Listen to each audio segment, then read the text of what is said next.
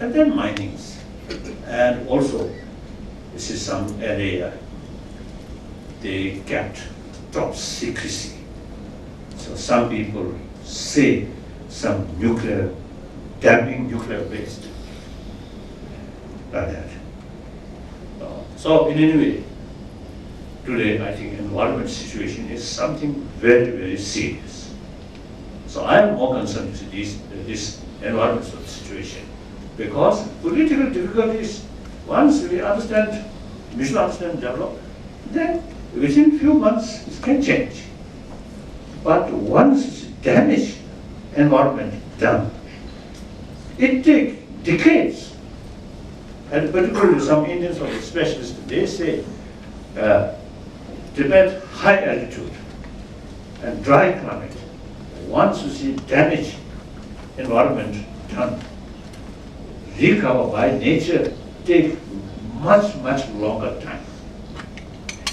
So therefore, that I feel something very, very serious. And also that, not directly political issue. And also is one Chinese ecologist, one specialist expert, although I didn't met. There's one, my friend, one Irish ecologist. He brought one article wrote by that Chinese ecologist. That Chinese ecologist described Tibetan plateau, he called third world, because effect from Tibetan plateau for global warming as much as South Pole, North Pole. So he described Tibetan plateau as third pole. Then also he mentioned because of the rate, because of global warming rate, the global level 0.1. Tibetan plateau, he mentioned 0.3. Because of the higher altitude, these things. So therefore, it really need special sort of care about Tibetan ecology.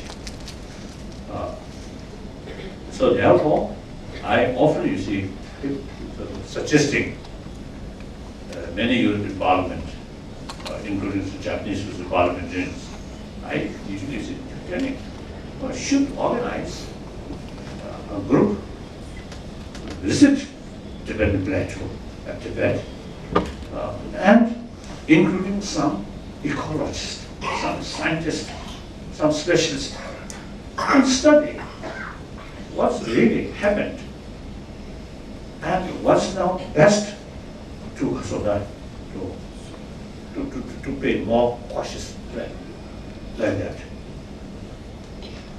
So I wish, you see, from this country, since you see, as I mentioned earlier, you see, those rivers directly link with the 7 crores of India, not India.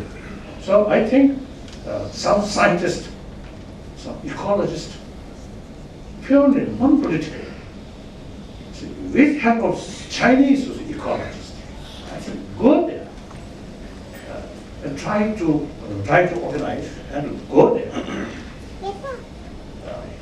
and study on the spot. I think something very useful, something important. That's number one. The number two, as I already mentioned, Tibet culture, Buddhism, maybe it's a little of that presumptuous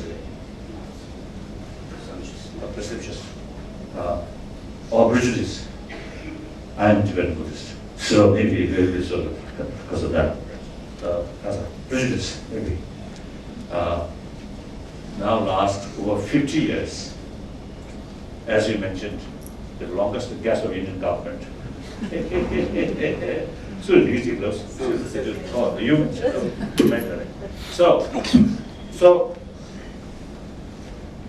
during this period, I had an opportunity meeting with a variety of people, especially people from different institutions, and including Buddhists from different countries, Buddhist countries. And the Pali tradition, Thailand, Burma, Sri Lanka, Cambodia, Laos. Pali tradition is the foundation of Buddha Dharma. These are tradition very well kept in these countries. Then Sanskrit tradition, mainly China. Then through China, Vietnam, Korea, Japan. Then directly from Nalanda, Shabdarakshita, one of the topmost scholar of Nalanda institution. I think 8th century. Yeah, 8th century. So he invited by Tibetan emperor with help of Burma Samawa. You see, he actually is established Tibetan Buddhism. So the translation from Sanskrit to Chinese language and translation from Sanskrit to Tibetan.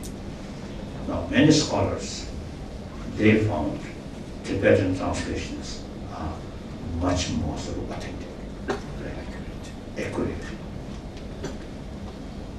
So many scholars who translate some sort of Buddhist text, when they found some difficult to understand the Sanskrit, original Sanskrit word, they check with the Tibetan translation.